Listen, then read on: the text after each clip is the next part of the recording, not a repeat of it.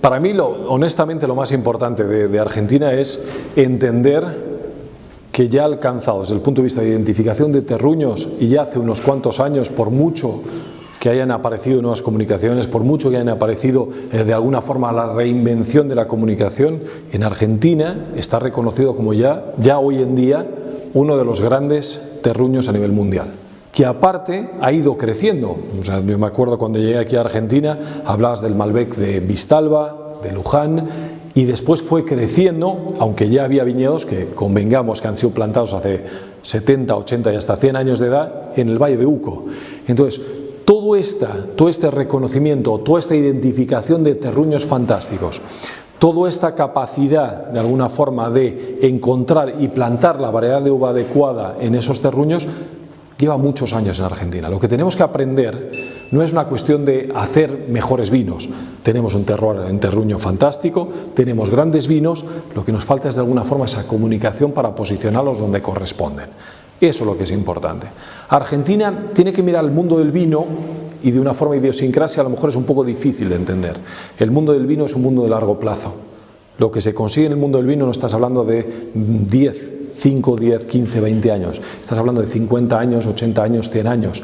Alguien hace 100 años atrás tuvo la visión de plantar aquí en la finca una variedad de uva excepcional, cuya mejor expresión que puedes encontrar en el mundo está en Argentina, de plantarla aquí para poder hoy en día hacer los vinos que hacemos nosotros. Entonces, de alguna forma, lo que falta es ayudar a construir esa imagen, no a la base, no ir a la base, no ir a cuestionar lo que estamos haciendo desde el punto de vista de base, sino ayudar a posicionarlo. ¿Cómo se hace para encajar esa sensación, esa visión, más la decisión de invertir con sumas importantes en un país complejo? A ver, lo primero, de alguna forma, es reconocer la joya que tenemos aquí. A Chaval Ferrer es una joya fantástica. Yo tuve la suerte, en algunas ocasiones en mi vida previa, y no tengo problema en decir, cuando estaba en Chandon, Terrazas de los Andes y Cheval, de acompañar casi desde el nacimiento a Chaval Ferrer.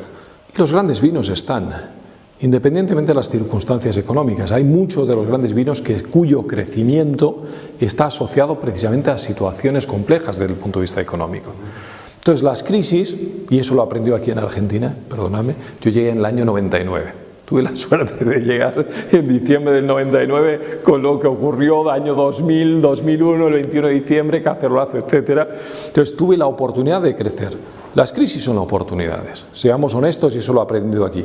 La diferencia es que, y esto es algo que me vas a permitir que diga desde el punto de vista de industria vitivinícola, es el comenzar a pensar en el largo plazo. ¿Qué ocurre? ¿Cuál es la dificultad que tiene Argentina en algunos segmentos de precio de los vinos que hace? No es el caso nuestro porque estamos posicionados en segmentos de precios más altos. Entonces, perder un poco esa sensación de que hay años en los cuales son más orientados hacia la parte productiva y otros más orientados hacia la parte del productor. Tenemos que mirar a largo plazo y tenemos que construir juntos ese camino. Y cuando hablo de construir juntos, hablo de la mano, los productores de la uva y las bodegas, de construir el modelo que será exitoso para ambos. Perdóname, esto es tan simple como esto. Si hay una parte de la cadena que es demasiado débil, ¿qué ocurre? La cadena se rompe. Es tan simple como esto. Entonces, teniendo en cuenta que tenemos un terruño fantástico, teniendo en cuenta la fluctuación y la variabilidad económica que nos afecta desde el punto de vista de costes, pero que también nos afecta a la bodega desde el punto de vista de rentabilidad, es cómo encontrar ese equilibrio. ¿Para qué? Para que todas las partes sean rentables y para que todas las partes permitan o tengan la oportunidad de invertir en hacer crecer el negocio y en desarrollar el negocio. Esta es mi única recomendación, es de la mano tenemos que encontrar el camino futuro desde el productor, y cuando digo desde el productor, en ninguna parte del mundo, tú tienes una parte de la cadena que es súper rentable y la otra que pierde, porque al final termina rompiendo el proceso. Entonces termina rompiendo la cadena. Entonces todos los eslabones tienen que pensar y mirar hacia el futuro para que efectivamente tengamos desde el Malbec nivel de entrada 5, 6, 8, 9, 10 dólares hasta el Malbec más caro 200, 300 dólares, que efectivamente todas las piezas de la cadena sean suficientemente rentables para hacerlo. Entonces nosotros lo que hemos visto aquí es lo siguiente: tienes un terruño increíble.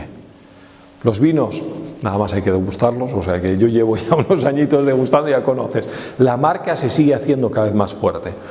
Entonces es natural que en una bodega que de alguna forma, y esto nos ocurre a todos, no, por favor, no lo toméis como cuestionamiento o lo que sea, nos ocurre a todos que tú tienes un edificio y a medida que vas creciendo, que te vas desarrollando, te vas ajustando y vas aprovechando. Nos ocurre en la casa mismo, ¿no? Vas teniendo 3 hijos y los vas metiendo pues a 2 en una pieza y a otro en otra, ¿no? O sea, vas ajustando un poco, ¿no?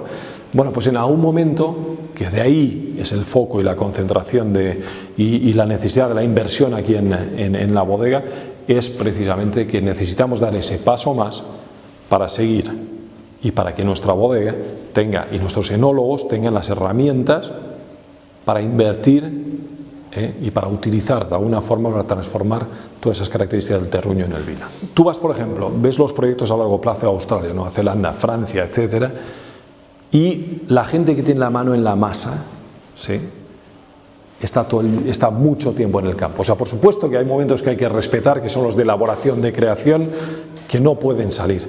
Pero dentro de esos momentos, la parte de comunicación es fundamental. Hablamos de comunicación desde el punto de vista del vino. Aquí estamos hablando exclusivamente.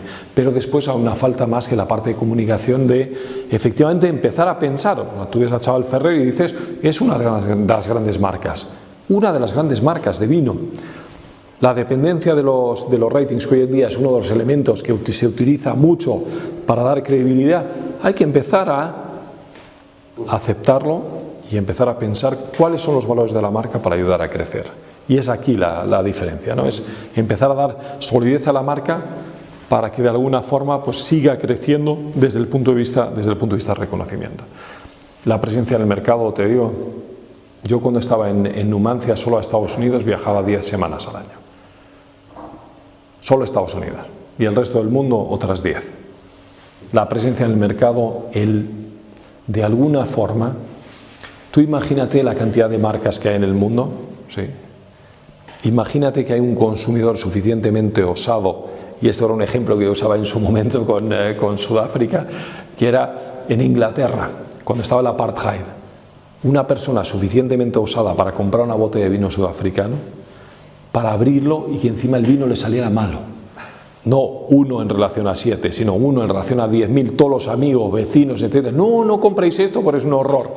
O sea, ahí me imagino en el cacerolazo, post-cacerolazo, sí, exactamente lo mismo en relación a Argentina. Entonces, de alguna forma, las noticias que salen desde el punto de vista económico, afuera, empiezan a ser más provechosas, empiezan a ser más creíbles y que dan un poquito de visión más sólida. Bueno, pues desde el punto de vista del vino, aprovechemos esa nueva ola para precisamente seguir dando más y más dimensión, más y más oportunidad a los grandes vinos que tenemos en Argentina. El terruño que tenemos es fantástico. Y te hablo de Cabernet Franc, te hablo de Merlot, te hablo lo que quieras. Ahora, Argentina tiene que tener una puerta de entrada, tiene que tener una tarjeta de entrada. Y esa tarjeta de entrada es el Malbec. A partir de ahí tenemos un terruño que es tan fantástico que te permite elaborar otras variedades de uva con un nivel de expresión que es increíble. Entonces, tú consolidas, a través del Malbec, entras a un terruño, a un origen que tiene unas características fantásticas, que es Mendoza o que es Argentina. Y a partir de ahí, desde ese origen, puedes llevar a otras variedades de uva. Para mí en Argentina, el Malbec ha servido de tarjeta y tiene que seguir sirviendo de tarjeta de entrada, y para eso los vinos que seguimos elaborando, y por favor, esto es un punto importante en el mundo del vino. En el mundo del vino el sobreentregar, es decir, que sobrepasar tus expectativas cuando abres una botella de vino es siempre importante. Tú siempre tienes que dar un poquito más de lo que la gente te espera. Entonces el Malbec tiene que ser siempre dar ese poquito más. En el momento en que consigues eso, el Malbec te fortalece el origen de los vinos argentinos. Y a partir de ahí es el origen lo que te puede llevar a diferentes variedades. Y en eso Argentina tiene características fantásticas para hacerlo. Pero me vas a permitir una reflexión, ¿no? Yo cuando llegué acá a Argentina y hablábamos de las variedades de uva, que efectivamente lo mismo en España, que no permiten hacer vinos de calidad. En España está la Airén, acá tenés la criolla o lo que quieras, ¿no? Variedades de uvas que son no calitativas. ¿Qué es lo que va a ocurrir? Y fácilmente siempre vas a llegar a un nivel de excedente. ¿Por qué? Porque el nivel de consumo Tú tienes dos cosas. Tienes un consumidor que evoluciona, por un lado, naturalmente, y por el otro lado tienes que en esa evolución del consumidor cada vez va requiriendo niveles más calitativos. Si tú sigues manteniendo la estructura vitícola, que es diferente de la estructura del consumo, esa diferencia es cada vez más grande, con lo cual los excedentes se van a generar de todas formas. Entonces yo hace 15 años atrás, me acuerdo de hablar y venía con una visión de Portugal y de España, decía, no, lo que hay que hacer es ir hacia una vitivinicultura más calitativa. Ya, pero es que hoy en día no hay mercado. Totalmente de acuerdo, estamos pensando en el largo plazo, estás pensando en 20, 30 años. Y eso es lo que te va a ocurrir. El hecho es que las decisiones que tomamos hoy, desde el punto de vista vitícola, están afectando la vitivinicultura dentro de 10, 15, 20 y 30 años, no al revés. Entonces, si no te planteas esa reflexión estratégica hoy, vas a tener las dificultades que estamos hablando. El sur de España, en la zona de La Mancha, sigue siendo la zona de mayor superficie, la variedad de uva Airén. Bueno, ¿cuáles son los destinos de la variedad de uva Airén? Y es muy complicado. Mosto, sí. Destilación también, vinos blancos de bajo precio también, y el resto es excedente. Es que no hay más, no estás haciendo nada desde el punto de vista calitativo. Siempre vas a tener un límite desde el punto de vista de consumo. Entonces, un ejercicio que yo hacía en su momento, que a mí me gustaba mucho, era un ejercicio duro, no te voy a engañar. Yo hacía medio en serio, medio en broma, hacíamos una cosa que era muy interesante. Para mí era muy interesante. Con la misma cantidad de plata, ¿sí? Y esto desde el punto de vista de consumidor me vais a corregir vosotros más que yo, ¿no? Íbamos a Chile y comprábamos 10 Tetrabric por el valor de hasta $2. Venías a Argentina y hacías exactamente lo mismo. Y comparabas. No te voy a dar la respuesta a la comparación. Comparabas. ¿Qué ha ocurrido? Tú tienes una vitivinicultura orientada hacia un consumo del mercado externo principalmente, que has podido llevar desde el punto de vista calitativo y que ha incrementado el consumo. En el otro lado siempre vas a tener un tope, siempre vas a tener un límite.